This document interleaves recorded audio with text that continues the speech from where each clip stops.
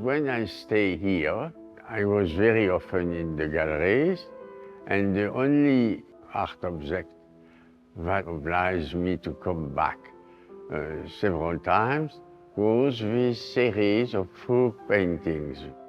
And I was fascinated by the double entendre of these paintings that I couldn't have imagined from the photographs.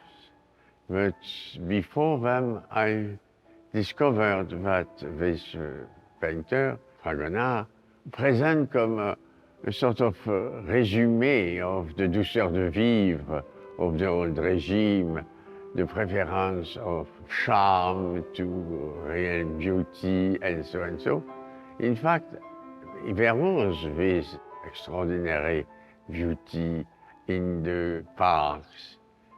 There was this atmosphere of leisure and of playfulness among the little Lilliputian figures. But in the general, I have the feeling that behind this joie de vivre, there was a profound anguish.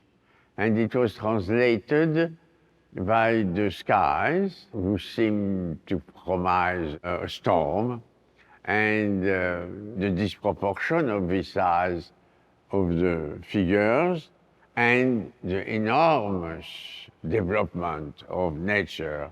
It was a garden, but with 1 century of abandon, I should say. And this disproportion has something disturbing.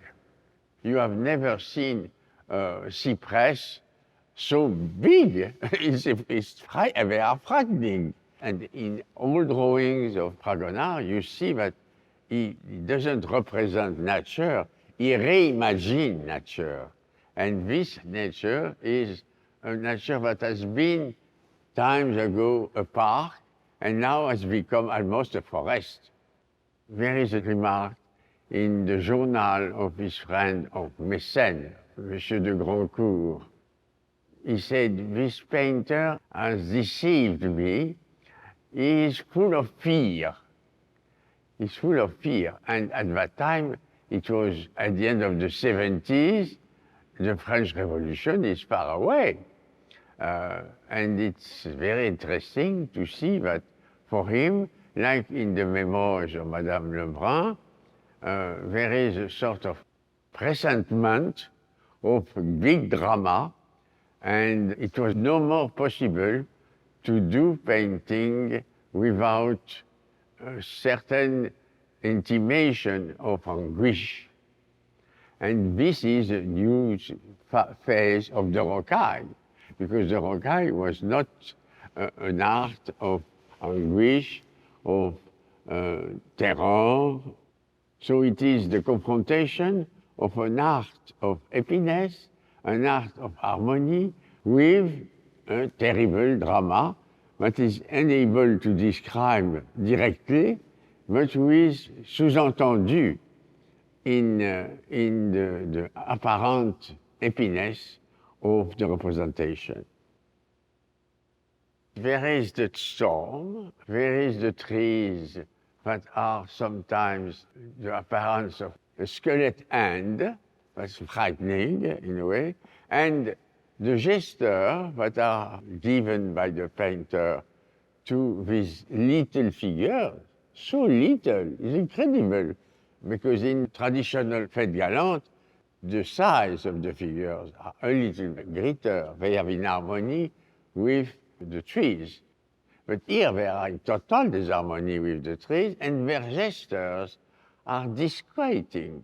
You have the young man who is going at toute allure in the painting. It can be flying from something terrible he has seen, and he wants to prevent his friends, or the girl who is swinging, or the girls who is doing this gesture.